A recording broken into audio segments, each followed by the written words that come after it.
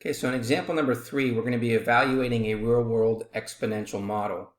The definition of an exponential growth is the following. A function that models exponential growth grows by a rate proportional to the amount present. For any real number x and any positive real numbers a and b, such that b does not equal to 1, an exponential growth function has the form f of x, which is equal to a times the base b with an exponent x.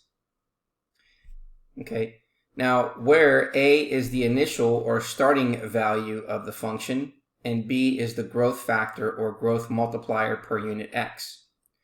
So for example 3, it says, at the beginning of the section we learned that the population of India was about 1.25 billion in the year 2013.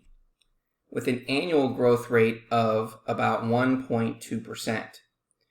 This situation is represented by the growth function p of t, which is equal to 1.25 times 1.012 to the t power, where t is the number of years since 2013. Now, I'm going to show you how they developed that equation, just so that you can understand how this was given. Okay. It says f of x equals ab to the x power. It represents our exponential growth function. So they now represent it in terms of population p and t is in years. So we basically are replacing the function in terms of p of t, which is going to equal to a times b to the t power.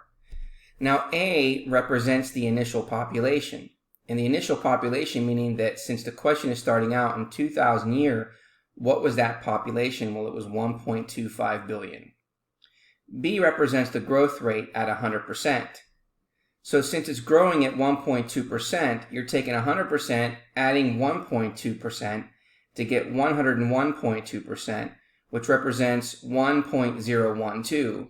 And that's why B represents 1.012. And then what we want to do is, the question is asking us, to the nearest thousandth, what will the population of India be in 2031? Well, according to this question, the initial year is 2013. And the population that we want to find is for 2031. So we need to subtract those years to get t, which is equal to 18 years.